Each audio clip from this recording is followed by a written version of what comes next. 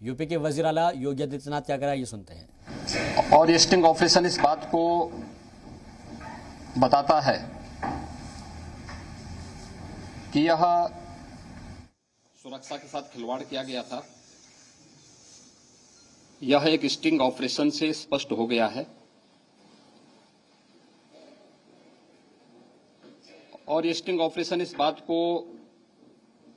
बताता है कि यह एक शरारतपूर्ण साजिश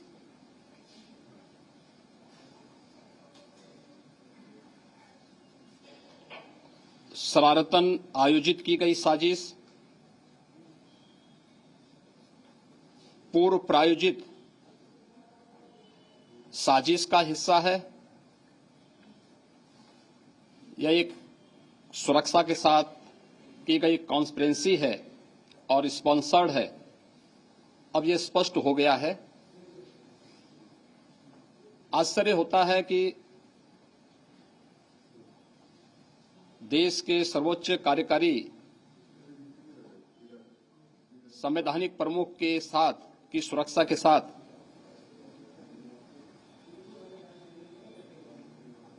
ब्लू बुक और प्रोटोकॉल के तहत भी सुरक्षा के जिन सामान्य नियमों का पालन पंजाब सरकार को करना चाहिए था,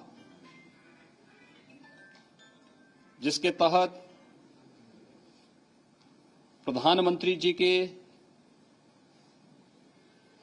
आगमन पर राज्य के मुख्यमंत्री, राज्य के मुख्य सचिव और राज्य के पुलिस महानिदेशक स्वयं उपस्थित होकर के भौतिक उपस्थिति से अगवानी करते, उस सामान्य शिष्टाचार और प्रोटोकॉल का भी पालन पंजाब की सरकार ने नहीं किया था। किसी भी वीवीआईपी मूवमेंट के पहले इंटेलिजेंस के इनपुट आते हैं। लोकल इंटेलिजेंस पूरे रूट चार्ट को, पूरे मूवमेंट को विस्तृत रूप से शासन के संज्ञान में उपलब्ध करवाती है और इंटेलिजेंस इनपुट होने के बावजूद, क्योंकि खालिस्तानी मूवमेंट से जुड़े हुए कुछ तत्वों के बयानात जिस प्रकार से आ रहे थे और इंटेलिजेंस इनपुट जिस रूप में थे, और यह इंटेलिजेंस इनपुट में पहले से था कि प्रधानमंत्री जी की रैली में 1 लाख से अधिक लोग आएंगे, उस सब के बावजूद मौसम खराब है, वैकल्पिक रूट की व्यवस्था भी पहले से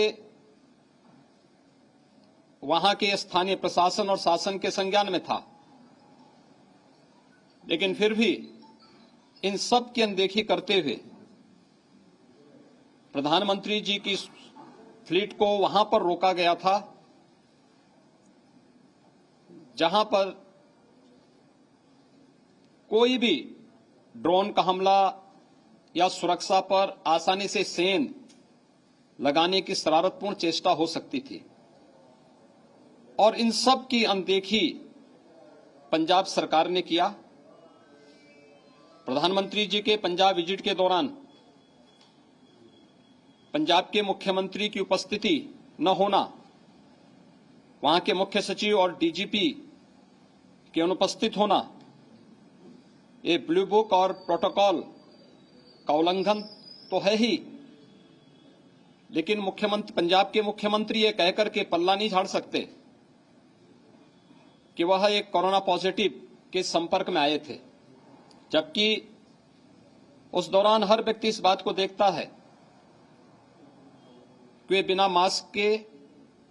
विचरण करते हुए देखे गए और वह इन सब की यानी सुरक्षा की खिल्ली उड़ाते हुए भी देखे गए। इस सारा घटनाक्रम इस बात को प्रदर्शित करता है कि देश के सर्वोच्च कार्यकारी प्रमुख की सुरक्षा के साथ, देश की संवैधानिक संस्थाओं के साथ, राष्ट्रीय सुरक्षा के साथ और देश के सम्मान के साथ किस शरारतपूर्ण तरीके से कांग्रेस पार्टी आज खिलवाड़ कर रही है। मुख्यमंत्री का यह बयान न केवल हास्यास्पद और निंदनीय है कि उन्होंने प्रधानमंत्री की सुरक्षा चूक के बारे में कांग्रेस के उत्तर प्रदेश के प्रभारी को सूचित किया था। यह इस साजिश, इस खूनी साजिश को और भी पर्दाफाश करता है। एक संवैधानिक पद पर बैठा हुआ व्यक्ति इतना गैर जिम्मेदाराना तरीके से सुरक्षा की एक भीषण खामी के प्रति एक ऐसे व्यक्ति को सूचना देने की बात कर रहे हैं जो न पंजाब से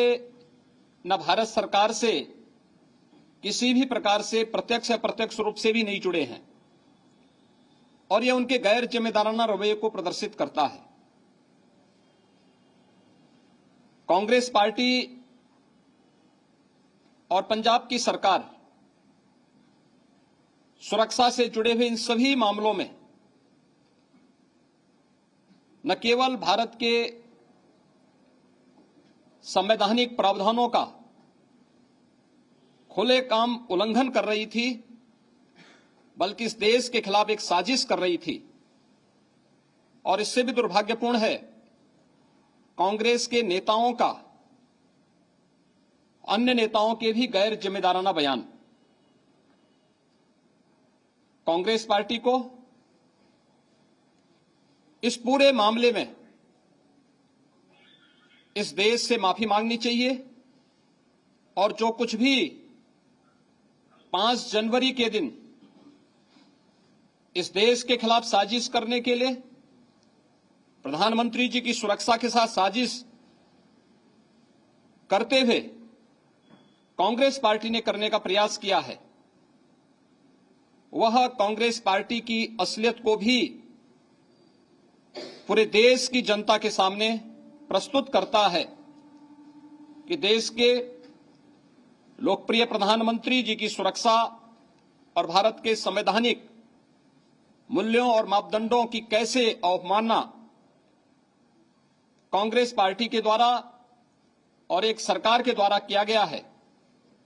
यह उन्हें देश की जनता के सामने स्पष्ट करना होगा और देश की जनता से उन्हें माफी भी मांगनी चाहिए। धन्यवाद जी। तो पंजाब में पीएम की हिफाजत के साथ खिलवाड़ हुआ है। सीएम योगी ने इस बात का जिक्र किया अपनी प्रेस कॉन्फ्रेंस में और बताया कि पीएम के साथ मनसूबाबंद साजिश की गई है। सीएम योगी ने इस बात को कहा है पंजाब में पीएम की हिफाजत के साथ खिलवाड़ किया गया है। प्रेस से मुखातिब होते हुए उन्होंने कई बातों का जिक्र किया है और बताया है कि पंजाब में पीएम की हिफाजत के साथ खिलवाड़ हुआ है। पंजाब में पीएम के खिलाफ खूनी साजिश रची गई।